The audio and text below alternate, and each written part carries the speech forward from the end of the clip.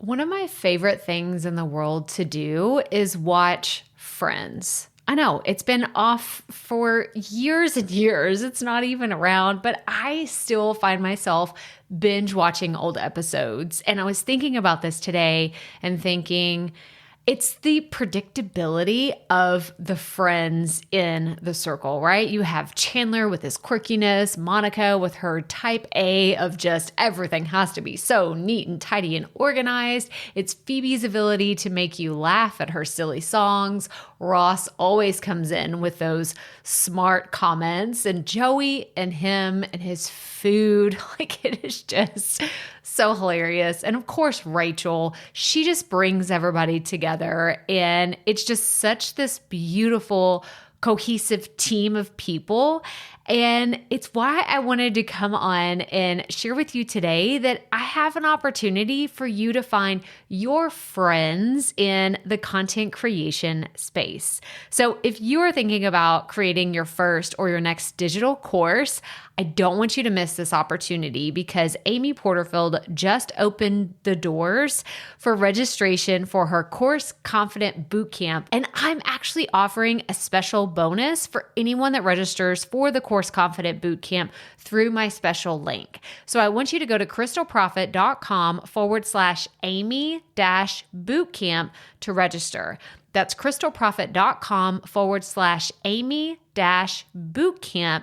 And what you're going to find when you get there is I have this special bonus private podcast series. It's called Money Mindset for Creators. So I want you to go register for Amy's bootcamp, download the podcast, and immediately start listening to it, because what this training is set up to do is to help you get your mind right about monetizing your content, making money so that you can fuel your content creation dreams. So go to crystalprofit.com/Amy-bootcamp to register for Course Confident. And I cannot wait for you to find your friends and find the people that will be there for you. Do you see what I did there? Yeah, nice little friends segue connection. Go to crystalprofit.com/Amy-bootcamp. And I cannot wait to see you inside. Okay, let's get into today's episode. Today's topic is going to be so much fun. So much fun. So I have been introduced to the idea. I mean, it's not a brand new concept, creativity, right? It's been around since the dawn of time, but I can see that I take a different approach to it now that I have created so many different things in the last few years. And I want to talk today about taking creative risks, because I know that if you're listening to this, right, you either have a podcast, you're thinking about starting a podcast, or you are listening to the show because you want to learn how to grow and scale. And I can tell you that over time, things will probably change. Like what you do today may not be the same type of content or what you're creating 5 years from now, or even 12 months from now, right? At the rate and the speed of how everything changes. So we're going to talk about taking creative risks, what I've learned from a specific show that I watch. Yes, I do have time to still watch lots of TV. This is one show and writer in particular that I'm really curious to explore with you. But we're going to talk about taking creative risks. So let's get right to it. Welcome to the Profit Podcast, where we teach entrepreneurs how to start, launch, and market their podcast. I'm your host, Crystal Profit, and I'm so excited that you're here. Thanks for hanging out with me today, because if you've been trying to figure out the world of podcasting, think of this show as the time-saving shortcut you've been looking for. So let's get right to it, shall we? So if you're a longtime listener of the podcast and you've heard me talk to other experts that are either legal or financial people and they come onto the show, I'm really quick to say I'm a very risk-averse person. And I think that that's important to know simply because I like to step back, calculate things. I like to create my pros and my cons list. Like this is just something that I do on a regular basis. So if you are someone who is like, no, like I'm willing to risk this amount of money or this amount of time or whatever it is for you, then I just want you to kind of know that this is the perspective that I kind of just come to the table as a saver. Like I said, like, if you think about the Dave Ramsey, like if you're a spender or a saver, I'm a saver when it comes to the financial piece of it. I'm not quick to, drop a ton of money on anything. And it's kind of the same thing with my content and creativity. I like to be risk averse, but I do tend to think of myself as more experimental with content simply because I know at the end of the day, if I totally botch a piece of content, I'm going to learn something, right? And I guess it's the same whether it's a legal or a financial matter, right? If you take a calculated risk and things go south, you're still going to learn from it. But today, I really want to talk about taking creative risks. And the show I want to talk about, I kind of teased this out in the beginning, but the TV show is Ted Lasso. If you have not watched this, please run, do not walk, and go watch it. It is phenomenal. It is so good. I love Jason Sudeikis. Come on. And I love it when people who are creators of the show star in the show or they play a role in some way. I think about, The Office. You have Mindy Kaling and BJ Novak and, Paul Lieberstein, like they were writers on the show and they also played characters, which I just love it so much. And this is where my dorkiness and my geekiness comes in about really loving and understanding like how TV production works and how writing and all this goes. So to know that Jason Sudeikis is him and Coach Beard, if you watch the show, Coach Beard, that is another, his name is Brendan. I can't think of his last name. I'm like putting myself on the spot. I'm like, crap, what is his last name? I can't think of it right now. But they are two of the co-creators of Ted Lasso. And just in case you haven't seen it, I don't want to give any spoilers away, but I do want to tell you there is one particular episode, and it is a very creative risk that they took in season 2. Now, I have a friend that, we go on walks in the neighborhood and we were both talking about how we love Ted Lasso. And she said, well, have you seen episode whatever? And I was like, no, like, don't tell me anything. I don't want to know. We're watching it. We just started season 2. Don't tell me anything else. And she said, okay, I can just tell you it's interesting. It's very different than all the other episodes. And I was like, what is she talking? Okay, whatever. Like it's such a broad statement to make, right? There was no specifics. No, the storyline's different or this character's different. Like there was nothing. And I got to tell you, for those of you that are going to watch Ted Lasso, it is very, very different. They took a creative risk with their content. And I'm not going to tell you what it is. If you know what it is, I want you to send me a DM on Instagram and tell me your thoughts on this episode that kind of just went off on its own path. It went off on its own journey and it came back around, right? It eventually came back around. But I also think about shows like Grey's Anatomy. Okay, y'all, don't judge me. I have watched Grey's Anatomy. It started whenever I was a senior in high school, and Netflix was like, I was just getting into Netflix, where you get the Blu-rays. I thought it was fancy to get a Blu-ray, not just a DVD. I could get a Blu-ray of all of these shows and these movies that I wanted to watch. So for anybody that's listening, that's a younger generation. Netflix started with DVD deliveries, right? We're not talking about Redbox or anything like that. We're talking about you had to put the queue in the order and do all the things. Like, oh, it makes me, I feel old. I'm starting to feel older as technology, is unrecognizable as it is today compared to what it was when it started, just a long time ago.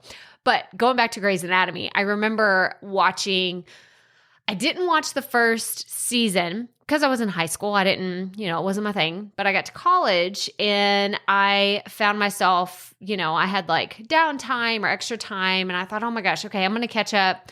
I was starting to watch, the rest of Grey's Anatomy. And that was like when the big bomb episode came out. I will never forget. I was in my freshman dorm room and I was with my roommate. She loved Grey's Anatomy too. And she was like, what is code black? And we all were like Googling, like, what is code black? I can't even imagine how many, if you look at the Google trends of everybody that Googled code black, because that's what they were talking about on Grey's Anatomy. Trust me, I'm going to rein this in a second. I'm just nerding out. For those of you that are Grey's fans, you know what I'm talking about. The very specific episode with Kyle Chandler and the bomb squad and all the things. But, they've taken a lot of creative risks over the life of their show.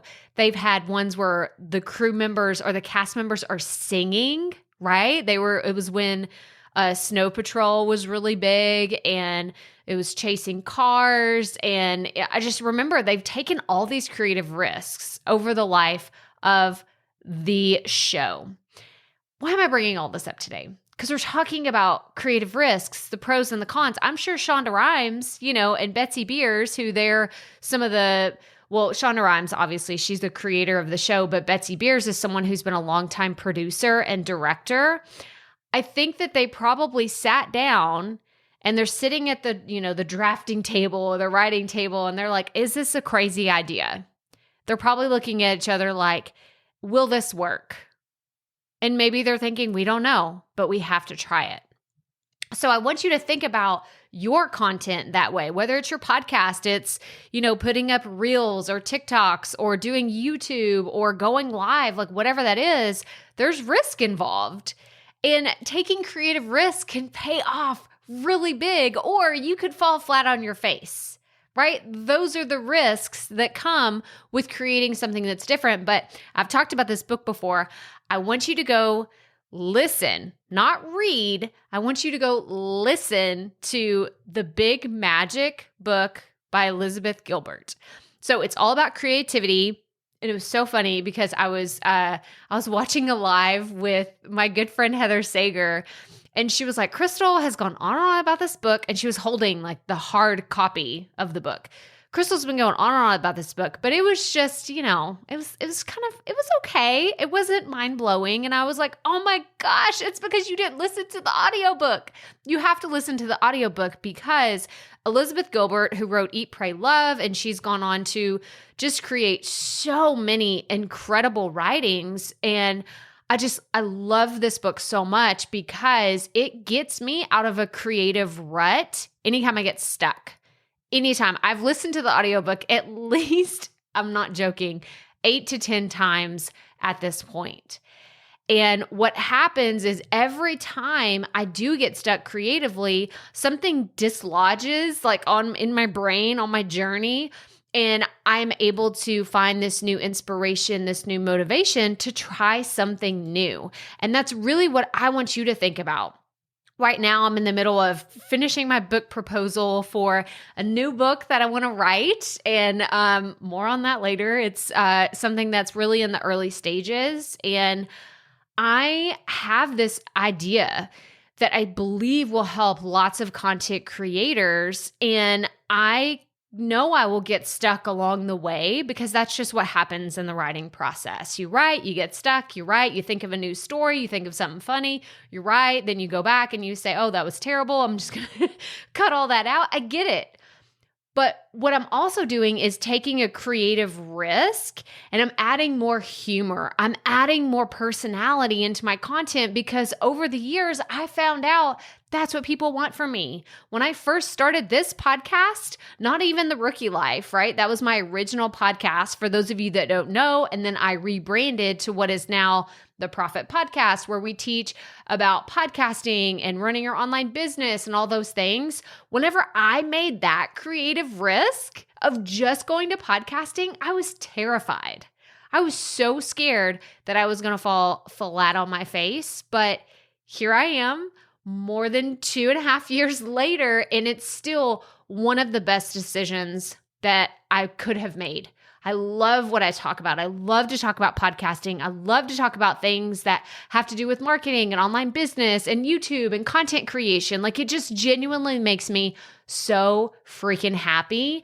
And writing a book about it is just another way that I can channel the creativity that I have found.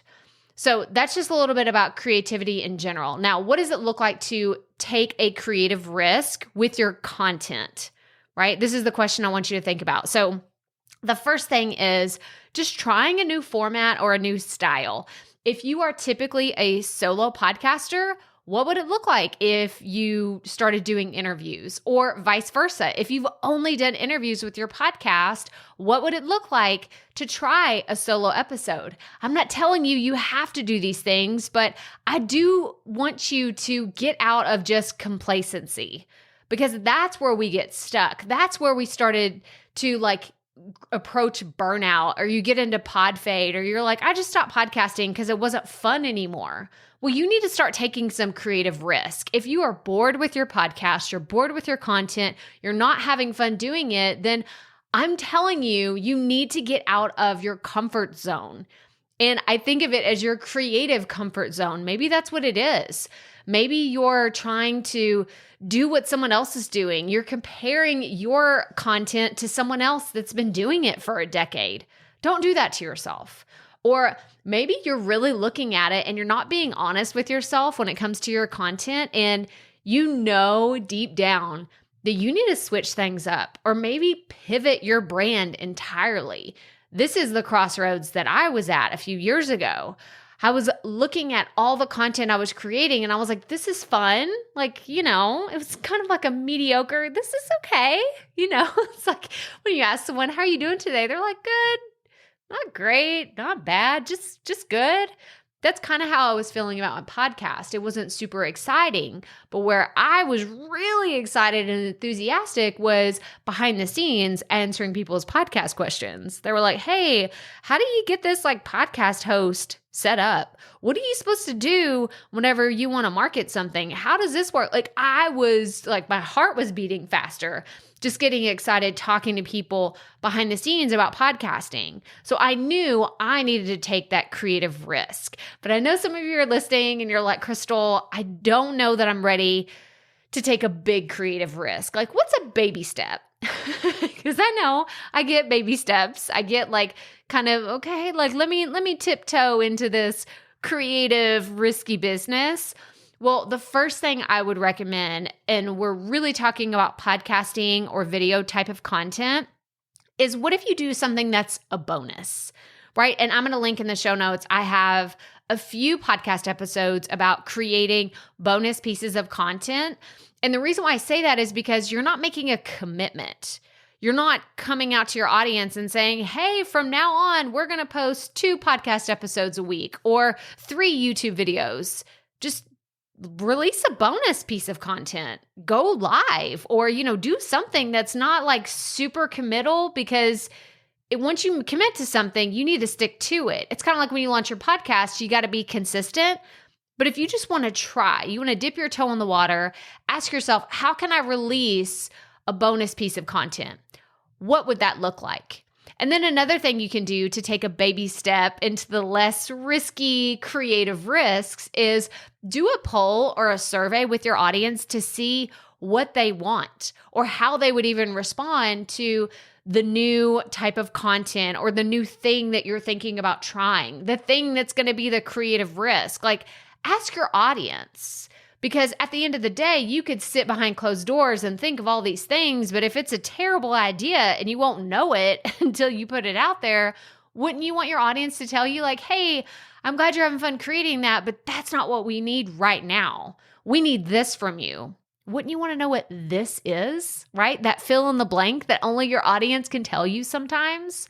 So when it comes to taking a creative risk, I really want you to explore this and think about it. And then if you need that baby step, do a bonus piece of content. Do something that is not too high stakes. It's not going to cost you a lot of time, a lot of money, a lot of energy to do, but get out of your comfort zone. Shake things up every once in a while. And if that means just creating a solo piece of content, creating an interview episode, then I encourage you to try something out because you never know. That might not be the thing that you end up loving, but it could open the creative door to you trying something else that you stumble upon and you're just like, dang, this is it. This is the thing that I've been looking for. This is the thing that's been missing from my content. But that's all I have for you today. So I just wanted to share all about taking creative risks. Please go watch Ted Lasso. It is so funny. It will change your life. I love Brett Goldstein as well. He's the actor that plays Roy Kent. I started listening to his podcast. I'm going to link to it in the show notes. It's called Films to be Buried With. It's so good. It's such a unique concept, and you just got to go check it out. If you follow me on Good Pods, this is the podcast player that I listen to. You can literally go see all of the podcast episodes that I listen to. I have been listening to the ones that he's been doing, and they're so good. It's such a well done podcast. But everything we talked about today will be in the show notes, crystalprofit.com/episode 303. And go check those out and go start taking some creative risks. Start doing it. If you need a baby step into it. But I want to see you taking some creative risks with your content. But that's all I have for you today. So as always, remember, keep it up. We all have to start somewhere.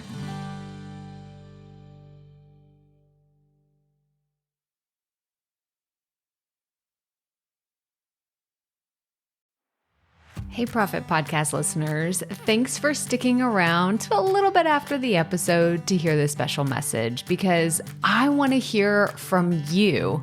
We are starting a new segment called Fan Mail Shoutouts, and I want to hear from you, and I want to hear your questions. What do you want to know? What questions have you been dying to ask me? So here's how to make this happen.